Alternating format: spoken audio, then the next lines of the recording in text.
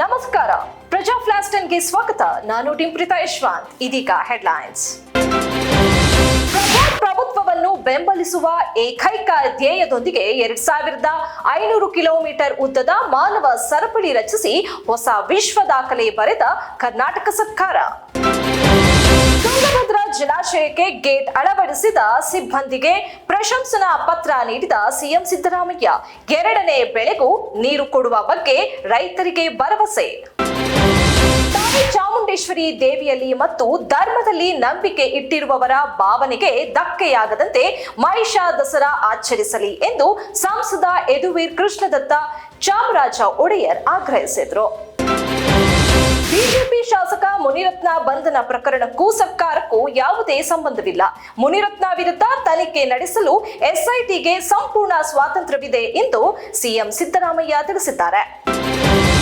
ರಾಹುಲ್ ಗಾಂಧಿ ನೇತೃತ್ವದಲ್ಲಿ ನಾವಿಂದು ಅಧಿಕಾರಕ್ಕೆ ಬರುವುದಿಲ್ಲ ಎಂಬುದು ಕಾಂಗ್ರೆಸ್ಸಿಗರಿಗೆ ಮನವರಿಕೆಯಾಗಿದೆ ಎಂದು ಕೇಂದ್ರ ಸಚಿವ ಪ್ರಹ್ಲಾದ್ ಜೋಶಿ ಚಾಟಿ ಬೀಸಿದ್ದಾರೆ.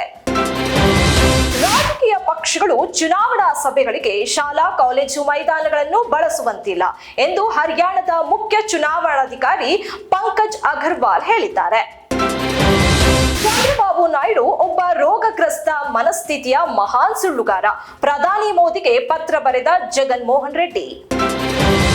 ಜಗತ್ತಿಗೆ ಎಐ ಅಂದ್ರೆ ಕೃತಕ ಬುದ್ಧಿ, ಆದರೆ ನನಗೆ ಎಐ ಅಂದ್ರೆ ಅಮೆರಿಕನ್ ಇಂಡಿಯನ್ ಸ್ಪಿರಿಟ್. ಇದು ವಿಶ್ವದ ಹೊಸ ಶಕ್ತಿ. ನ್ಯೂಯಾರ್ಕ್ನಲ್ಲಿ ಪ್ರಧಾನಿ ಮೋದಿ ಹೇಳಿಕೆ.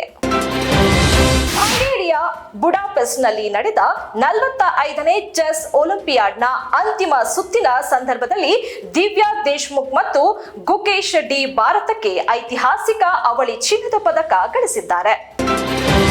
ಬಾಲಿವುಡ್ ಮೆಗಾಸ್ಟಾರ್ ಚಿರಂಜೀವಿ ಅವರು ತಮ್ಮ ಚಿತ್ರಗಳಲ್ಲಿ ಪ್ರದರ್ಶಿಸಿರುವ ನೃತ್ಯಗಳಿಗಾಗಿ ಭಾರತೀಯ ಚಲನಚಿತ್ರೋದ್ಯಮ ಅತ್ಯಂತ ಕ್ರಿಯಾತ್ಮಕ ತಾರೆ ಎಂದು ಗಿನ್ನಿಸ್ ವಿಶ್ವ ದಾಖಲೆಗೆ ಸೇರ್ಪಡೆಯಾಗಿದ್ದಾರೆ. ಇದಾಗಿತ್ತು ಇವತ್ತಿನ ಪ್ರಮುಖ ಸುದ್ದಿ. ಮತ್ತಷ್ಟು ಸುದ್ದಿಗಳಿಗಾಗಿ ನೋಡ್ತಾ ಇರಿ ಪ್ರಜಾಧ್ವನಿ ಟಿವಿ.